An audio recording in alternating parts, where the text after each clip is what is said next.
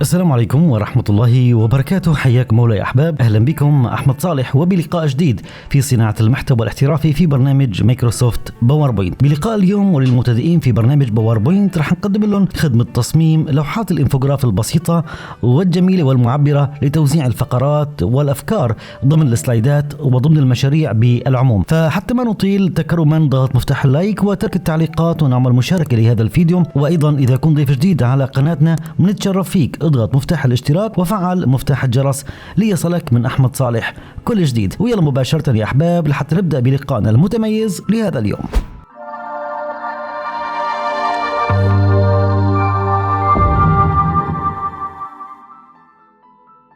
أهلا بكم أحبابي مرة تانية في برنامج مايكروسوفت باوربوينت ومع أحمد صالح وبتصميم الانفوجراف البسيط وأخصه بالذكر للمبتدئين.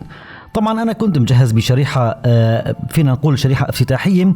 الفقرات ربما نشتغل فيها أنماط التعداد، ربما يكون في عندي رموز وأسهم وعندي بعض الأيقونات. راح أتوجه إلى شريحة فارغة ونبدأ بالنقر باليمين والتوجه إلى تنسيق الخلفية وأعطى أي لون أنت بتختاره للخلفية، ولكن خلي يكون معنا على سبيل المثال هذا اللون. رح نتوجه إلى قائمة إدراج، ومن أشكال رح نختار الشكل المستطيل ذو الزوايا المستديرة، وبنقر مع السحب لأرسم مستطيل معي بمساحة معينة وأخذ انحناءات الزوايا أيضا بشيء ممكن يكون مناسب لرسمتي. طبعا رح اختار له بدون تعبئة، وخط الرسم بختاره وليكن معي باللون الأسود. رح نحدد الشكل مرة تانية وبختار كنترول زائد دي أي تكرار. طيب أطبق الشكلين، أخذ كنترول مع الشيفت ومنقلل المساحة شوي.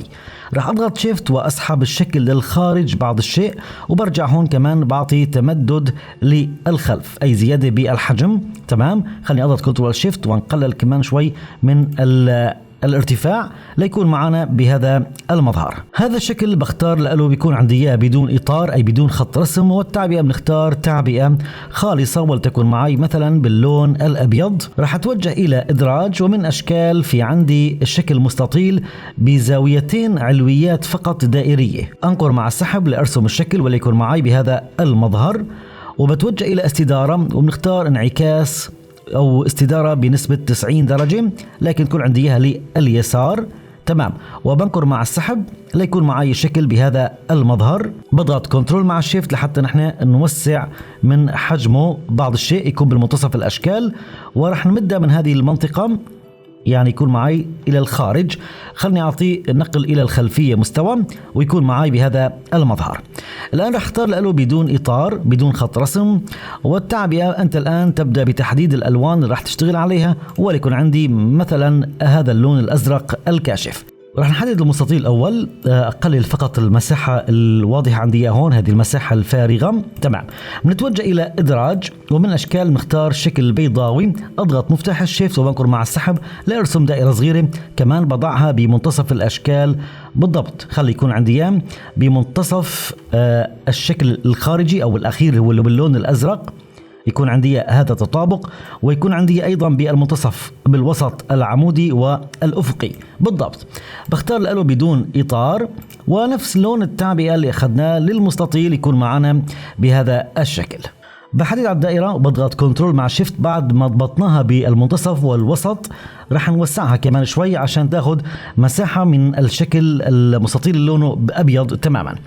رح اتوجه إلى إدراج، ومن أشكال رح نختار المثلث، وليكن عندي هذا المثلث وبنقر مع السحب لأرسم مثلث بمساحة معينة. رح نختار انعكاس عمودي وليكن معي بهذا الشكل، ومن ثم انعكاس أفقي لحتى نحصل الآن على هذا المظهر بالضبط. بجي المقبض اليساري بنصغره شوي عشان يكون معنا تماس مثل ما أنا شايفين بهذا الشكل. خلني أختار أول شيء له بدون إطار، والتعبئة تكون معي باللون الأسود، وبختار شفافية له لأن هو رح يكون معبر عن الظل يا أصدقاء. بحدد وبنقر على النقطة بالأسفل وبرفعه الأعلى شوي عشان يكون معبر عن الظل بمساحة بسيطة فقط لا غير. بهذا الشكل بيكون رسمت لك كإنفوغراف هي انتهت تقريبا. بقي معي موضوع تموضع العناوين والنصوص اللي أنا محتاجها. راح اتوجه الى القائمه اللي محضر فيها الادوات وبختار كنترول زائد سي لمؤشر السهم وبعطي كنترول زائد في وخلني الونه باللون الابيض. طيب من تنسيق الشكل بجي بختار لون ابيض. راح اضغط كنترول مع الشيفت ونوسع شوي رسمتنا وليكن معي بهذا الشكل. طبعا هذه النقطة انت بتحدد من خلالها الانحناءات اللي انت محتاجها او العرض الخاص بخط المؤشر او السهم. خلي يكون معي وليكن بهذا الشكل يا احباب. كمان كنت محضر موضوع الترقيم فبختار كنترول زائد سي وكنترول زائد في. نضع الرقم بمنطقة معينة وخلني اختار له نفس اللون المستطيل اللي نحن مختارينه. ايضا موضوع الايقونة بتختار الايقونة اللازمة ونبدأ بلصقة كنترول في بهذا الشكل وتكون معنا مثلا الايقونة بهذا المكان وتكون ايضا من نفس اللون. بقي معنا موضوع النصوص. كنت مجهز عبارة عن نص تجريبي فقط لا غير.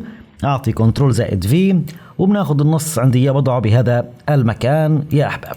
الان رح احدد كل هذه الاشكال مع بعض البعض وبختار كنترول زائد جي لحتى يصيروا معنا شكل واحد مثل ما انا شايفين بالضبط. اضغط كنترول مع الشيفت وبنقر مع السحب لارسم شكل ثاني وكنترول مع الشيفت وارسم شكل ثالث وكنترول مع الشيفت وارسم شكل رابع. انت بتتحكم بالحجم عشان يتسع معك حسب اعداد الفقرات اللي هي عندك.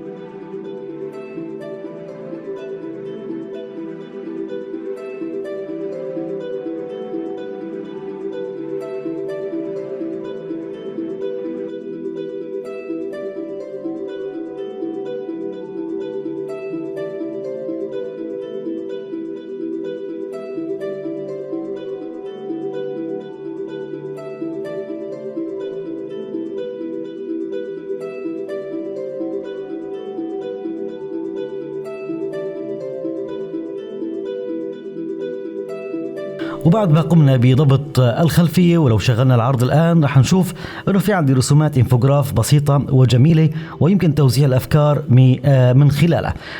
بقي عندنا فقط موضوع التحريك. ممكن انك تحدد الشكل الاول. نتوجه الى قائمة الحركات ونختار تحريك الى الداخل ونختار اتجاه وليكن عندي من اليسار ونبدأ بتفعيل جزء الحركة.